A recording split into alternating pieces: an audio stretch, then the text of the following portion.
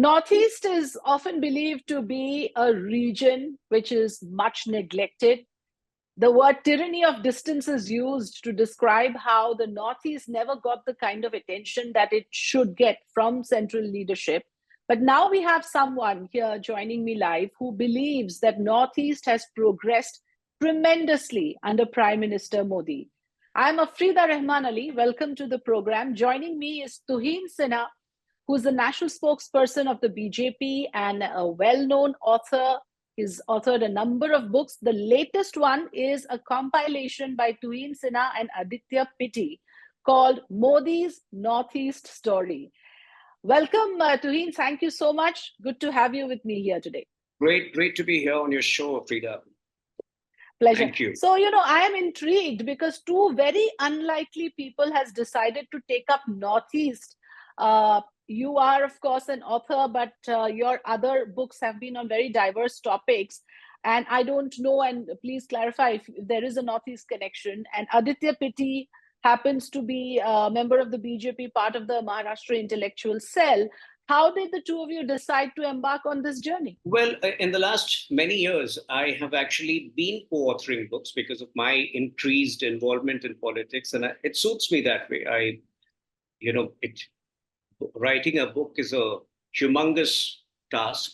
So it helps me divide responsibilities. And I feel I'm better at conceptualizing and laying the foundation, planning out the chapters. And plus, I think a lot of the things post that are taken care of by the co-author.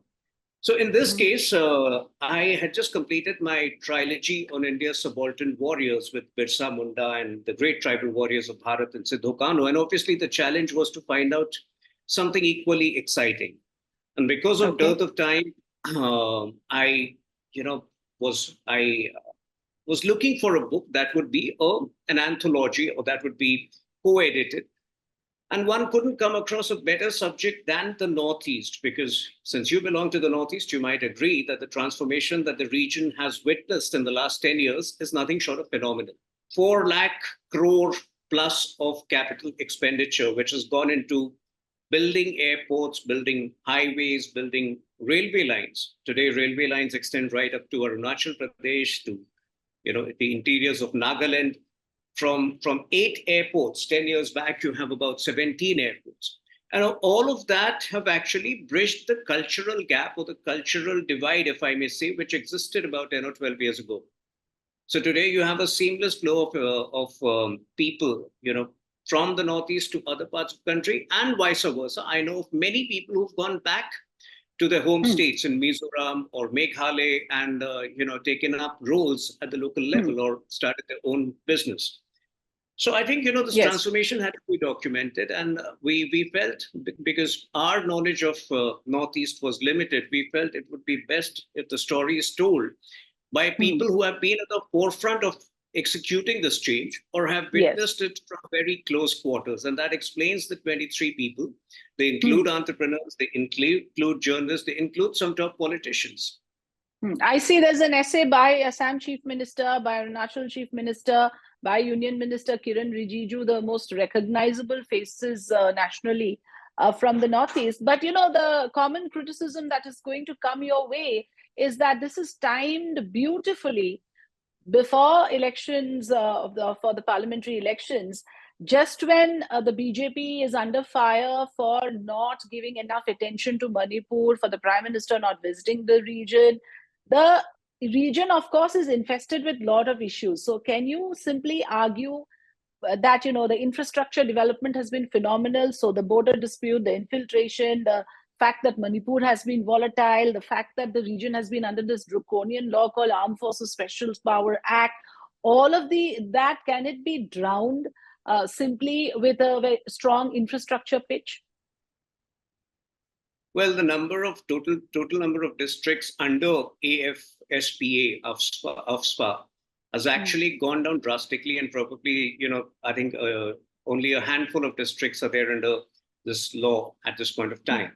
Now, when it comes to Manipur, Manipur obviously has a history to the ethnic dispute that you are witness, which is actually very extensively covered in the chapter by anthropologist Rami Desai. She's written on the history of conflicts in the Northeast, not just in Manipur, but across the Northeast. It's also a fact that between March 2017 and April 2023, Manipur probably experienced its longest phase of peace, progress, and prosperity. But yes, certain ghosts or certain dark shadows from the past, which we felt had been exorcised or which we felt had been completely, done away with, came back to haunt the state. Now, there are many factors involved in what you're seeing right now. Yes. India has planned a direct road connectivity right up to Thailand, which passes through Manipur and which passes through Myanmar, which obviously has geopolitical ramifications and geopolitical consequences, if I may call it. There was a thriving illegal poppy trade which had been going on for many, many years, and this present government had come down heavily on it, had curbed it to a large extent. So I think there are a lot of factors. It's a very layered dispute. There are a lot of factors behind what you're seeing right now. I can tell you the situation is under control right now, much better than what it was a few months ago. And I can just say, the ugly phase of violence that you saw was extremely unfortunate.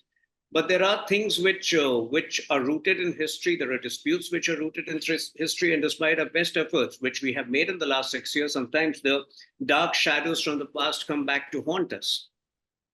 Right. From the reports that we have from Manipur, it is still far from, a peaceful area at the moment. It almost seems that the local population has taken over administration. The governance there has been reduced to a bare minimum. But like you said, there are complex issues behind it. I'm willing to accept that. Let's get back to the book about how you have covered a whole range of issues.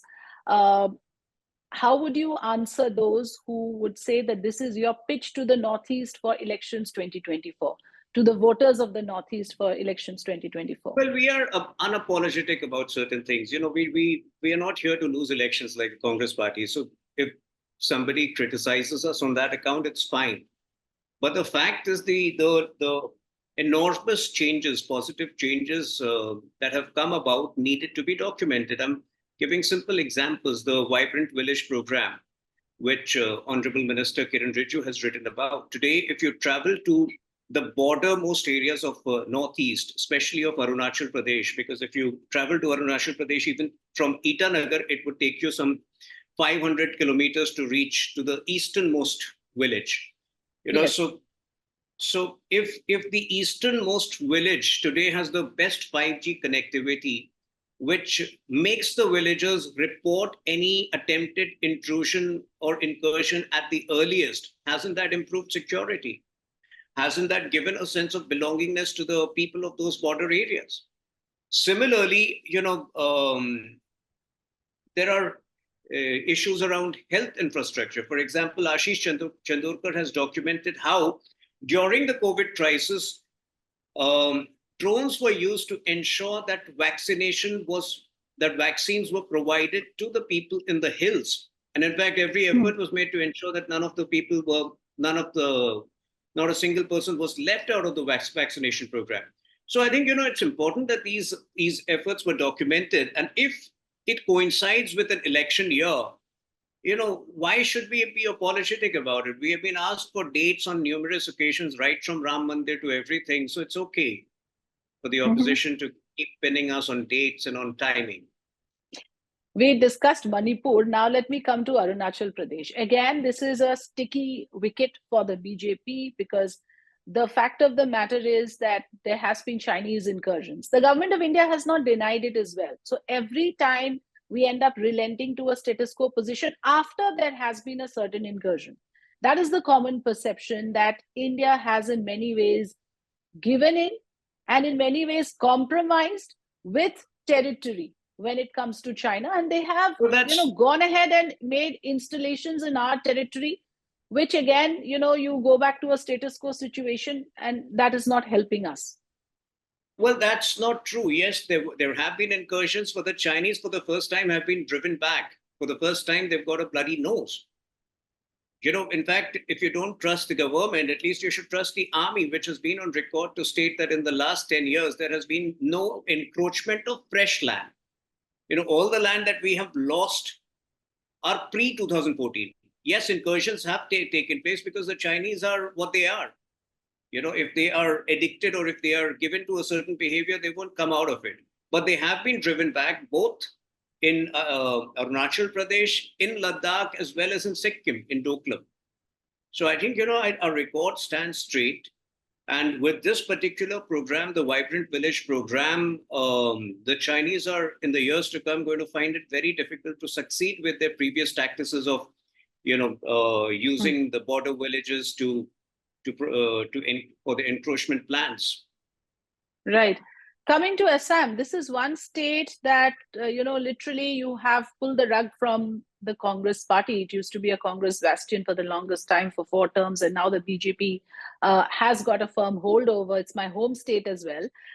When the Bharat Jodo Nyay Yatra reached Assam, there was major controversy about how your chief minister in the state did everything possible to make sure that the yatra doesn't get the kind of mileage from the people. It was literally blocked, barricaded in many parts, and of course security reasons were cited. Those rules did not apply when JP Nadda visited the state. What I'm trying to say here, Mr. Tuhin Sinha, is that if you consistently say that Rahul Gandhi is no match to PM Modi, why is it that time and again efforts are made to somehow restrict the man even from reaching the masses? Again, that's again not true. Rahul Gandhi, I think, visited Assam on 22nd January, which was the day of the Pran Pratishtha.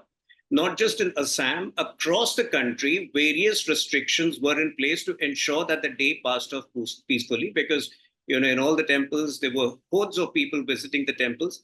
Now, initially, Rahul Gandhi said he would not be present at Ayodhya, and then suddenly he made a plan that he would be present at a temple in Assam. So obviously he was told that it is possible post 3 p.m. because in the morning all the temples, in fact, across the country were full of devotees. And the administration would have found it difficult to make provision for him to go there with his entourage. So he made an issue out of that when he was told to come post 3 p.m. In fact, he was traveling with a doppelganger, if I'm not mistaken. I think that's a story broken out by India Today. That's the version. That's one of the versions. It's a very interesting version, makes great television. That was tweeted by India. That was tweeted by India Today Northeast. So I think it is for India Today Northeast to completely, close the story by saying that they were wrong, if at all. But the fact is, since you have grown up in Assam, you would recall Nellai massacre. You would recall how Nehru in 1962 had suddenly virtually abandoned the state by saying, my heart goes out to the people of the state, when at a time when one of the districts in present Arunachal and then a part of NEFA in those days were captured. So I think, does the Congress have any moral authority to take out a Nyay Yatra? If at all, it behoves them to take out a Shama Yatra, a forgiveness Yatra, or a Paschatap Yatra. But what is this drama about Nyay Yatra? And then on top of it, he comes and, makes ridiculous comments, personal comments upon people attending it. He calls out their names. Would he do that to another community?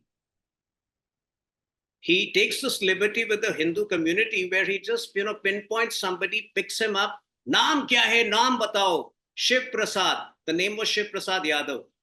But he says, Shiv Prasad, aap kyun nahi akhbar ke malik ho? Would you accept that if he does that, in the studio of Afternoon Dispatch? So I think this behavior needs to be condemned. He's behaving in an extremely churlish, in an extremely, I don't know whether to use the word perverted, but these attempts to divide the society, these attempts to, create a wedge between communities and between castes is something which needs to be stopped. I'm not saying that was the reason in Assam, but yes, in Assam, he needs to follow the proper, directions given by the administration of the given area, considering that was a very sensitive day on 22nd of January. Again, if I'm not mistaken, he traveled to Meghalaya post that. And he was not given permission by the Meghalaya government to hold a The rally at Yatra, a certain Mr. Tuhin Sinha, apparently never faced any resistance anywhere else as much as it did in Assam. And let's face it, it is because you have a very aggressive man in the name of Himanta Biswa Sharma, who also has a history of a personal rivalry with Mr. Rahul Gandhi. So he wanted to tell him who's the boss.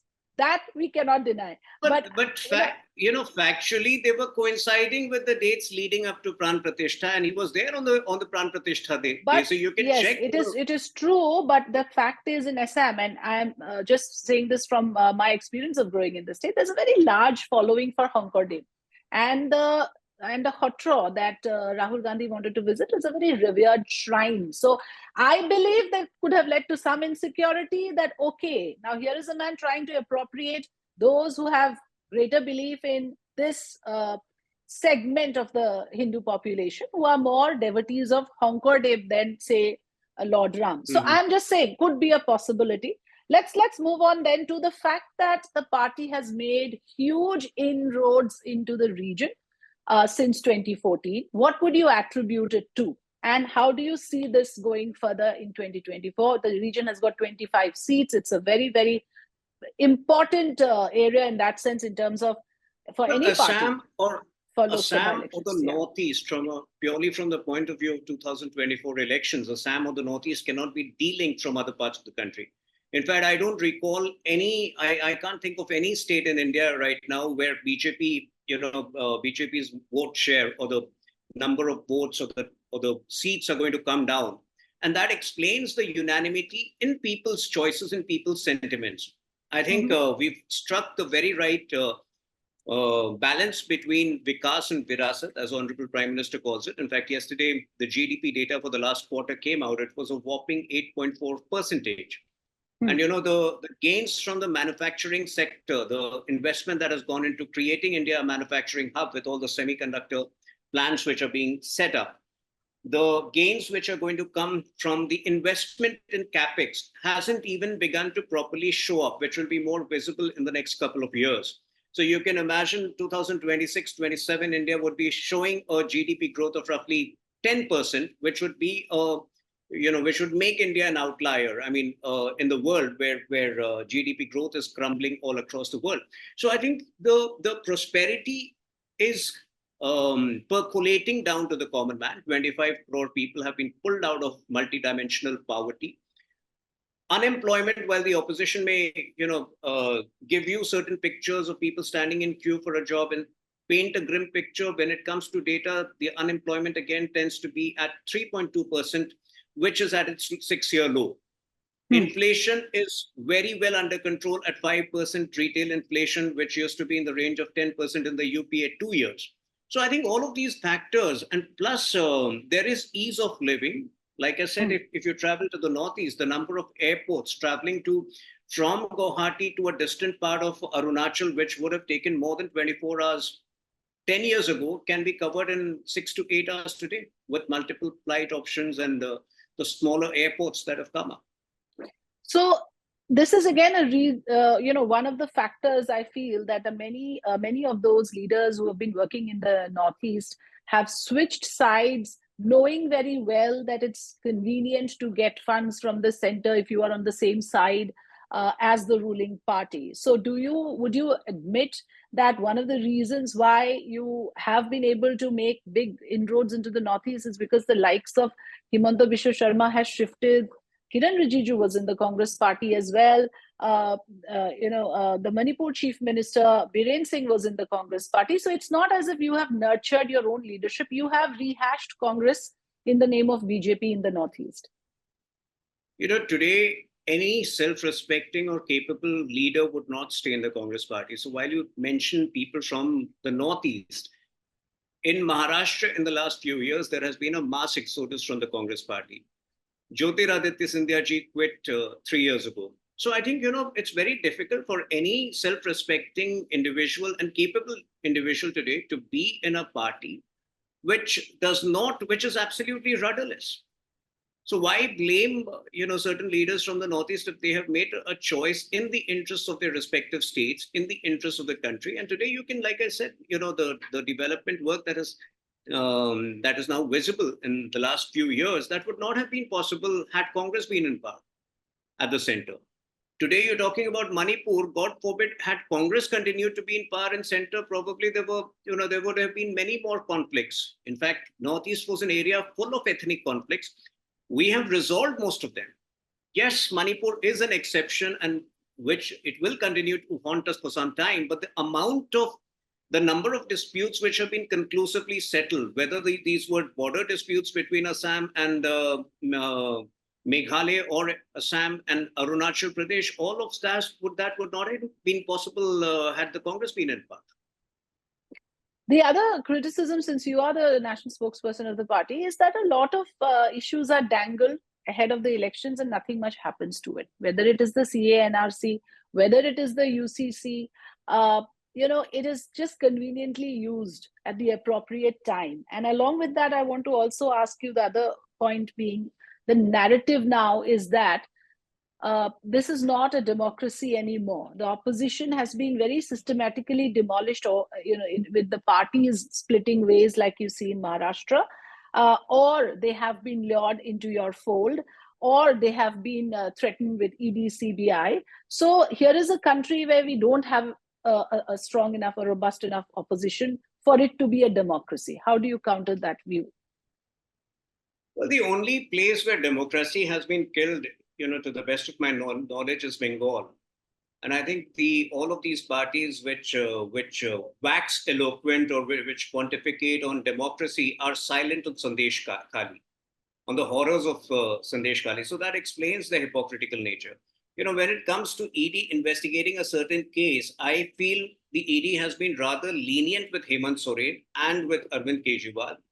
Since I have followed the politics of Jharkhand very closely and have interest over there, Hemant Soren should ideally have been arrested 1 year ago with the kind of cases, the mining case, which he's involved in. That is such a direct case of conflict of interest, where he, as the mining minister, gives out a mining contract to him, the businessman, obviously disguised as some other people. And then as environment minister, he also clears all those files. So I think, in this case, if the ED has been so kind enough to give him 10 summons, ideally he should have been arrested a year back. But to him, there will always be other names thrown at you, including Himanta Biswa Sharma, Suvendu Adhikari. What happens to the cases against them? What happens to Vyapak scam? So there is no end to it. And I don't want to get into the whataboutery. I want to ask you a quick last question. About, again, elections 2024, because here we are at a very crucial juncture.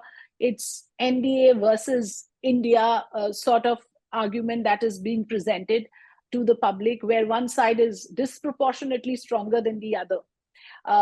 To that extent, many, of course, are saying that this is a foregone conclusion. But do you perceive any challenges ahead for the party, and what is your take on how things are at the moment on track for the parliamentary elections for the party? Well, the only challenge we would face is in living up to our increased expectations, none from the opposition. So we have clearly set ourselves a target of 370 seats only for the BJP, and that's the challenge to live up to. And I can tell you that the gains from southern states, because, when Rahul Gandhi or the Congress party was losing everywhere, they would then hit back on us and say that, we don't have a presence in the South. So this time the South is going to surprise you.